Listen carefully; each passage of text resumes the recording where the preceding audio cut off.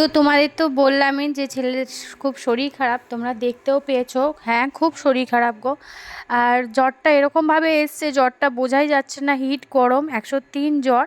তো ডাক্তারবাবু তো বাড়িতে এসেই দেখলো, তোমাদের বললাম যে ডাক্তারবাবু বললো ঠিক আছে থাক, আসতে হবে না, কার্তিকেরও শরীর খারাপ, আমি চেম্বারে যাওয়ার সময় দেখে যাচ্ছি। তো ডাক্তারবাবু এসছে, এসে দেখে বললো হ্যাঁ কফ হয়েছে, তারপর চোখটা ড্রপের জন্য লিখে দিয়েছে, গেছে আনতে। তো কার্তিক গেল চেম্বার থেকে একবার ওষুধ নিয়ে আসবে, চোখের ড্রপ নিয়ে আসবে, অ্যান্টিবায়োটিক দেবে। আর 103 জ্বর মাপলো। তো সত্যি কথা মানে বুঝতে পারছি না ভগবান ঠিক কী চাইছে, একটার পর একটা লেগেই রয়েছে। আর উম, আর কত সামলাবো এটাই বুঝতে পারছি না আমি।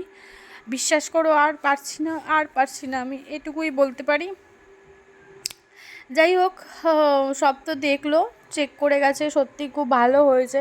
কারণ কি মানে এতটা আমার দুর্বল লাগছে এইসব দেখে, আমি যে নিয়ে যাব সেটারও সাহস পাচ্ছিলাম না। তো সেই কারণে দুপুরেই ফোন করেছিলাম ডাক্তারবাবুকে, কিন্তু দুপুরবেলা ডাক্তারবাবু হসপিটালে ছিল, সেজন্য এখানে চেম্বার তো সন্ধ্যাবেলা থাকে, সেজন্য সন্ধ্যাবেলা যাওয়ার সময় একবারে দেখে গেল।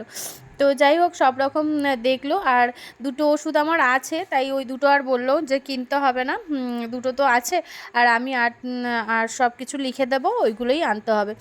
তো যাই হোক ডাক্তারবাবুর কাছেই আছে, যেটা থাকবে না বলেছে কাঁচাপাড়া গিয়ে কার্তিককে আনতে, আর যেটা থাকবে অ্যান্টিবায়োটিক সেটা দিয়ে দেবে। চোখটা অনেকটাই লাল হয়েছিল। তো এই জাস্ট দেখে গেল। তো তোমাদের তো মঙ্গলবার আর বুধবারের ভিডিওটা আমার এডিট করাই হয়নি, ওগুলো হয়তো পরে পোস্ট পাবে, মানে অনেকটাই দেরি হবে হয়তো। সেই মঙ্গলবারের ভিডিওতে হয়তো শুক্রবার শনিবার পাবে, আবার বুধবারের ভিডিও হয়তো শনি রোববার সোমবার পাবে। তো অনেকটাই লেট, একটু বারগুলো বলে দেবো, একটুখানি মাথায় রেখে দেখে নিও। আর প্লিজ আমার পাশে থেকো, সাথে থেকো, যেভাবে আছো। আমি জানি ভগবান এতটা নিষ্ঠুর না, আমাকে দেখেই রেখেছে, সেজন্য আমি আমার চ্যানেল চলে যেতে যেতেও বেঁচে গেল। আর তোমরা পাশে আছো বলেই আমি এতটা দূর এগোতে পারছি। এরকমভাবেই আমার পাশে থেকো, সাথে থেকো, সঙ্গে থেকো।